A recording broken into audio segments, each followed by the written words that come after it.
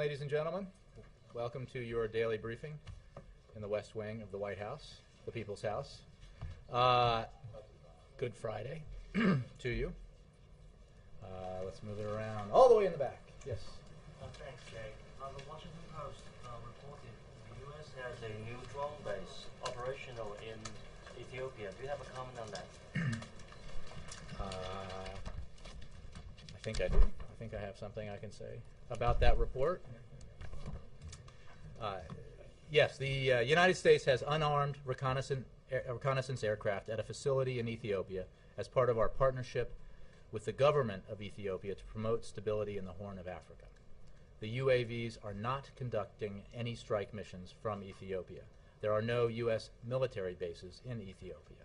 We are engaged in a broad, sustained, and integrated campaign to counter terrorism. We are harnessing every tool of American power, military, civilian, and diplomatic. The United States is strengthening its intelligence, military, and security capabilities and drawing from a full range of law enforcement tools in coordination with partners around the globe. That's what I have to say on that. Mr. Lothian.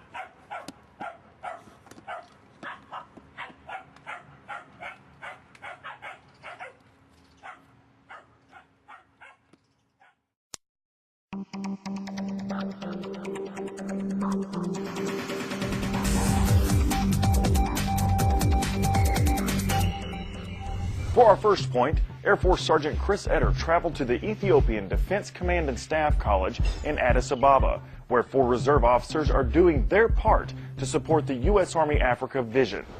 The Ethiopian Defense Command and Staff College serves as a model for U.S. Army Africa partnership on the African continent.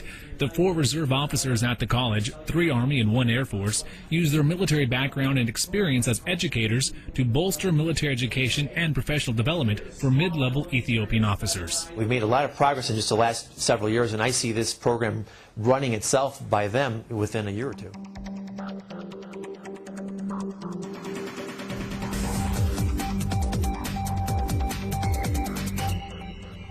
Air Force Sergeant Chris Etter shows us how U.S. Army Africa is achieving positive change in Addis Ababa, Ethiopia.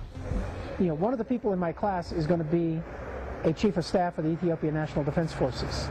Maybe not the next one, but the one after that or the one after that. And unlike most military engagements, the mentoring and development of Ethiopian senior officers is easy on the pocketbook.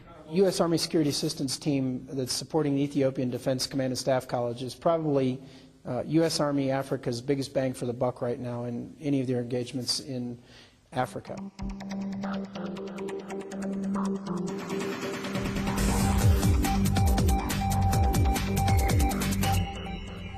Our next point takes us to Addis Ababa, Ethiopia, where U.S. Army Africa instructors from the Ethiopian Defense Command and Staff College took time to show their appreciation to a group of Ethiopian Korean War veterans. It's heartening to be able to honor their service to their country.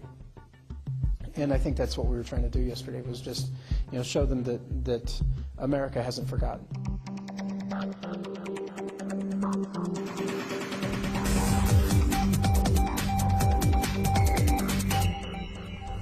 Yesterday, we showed you a memorial ceremony for Korean War veterans in Ethiopia.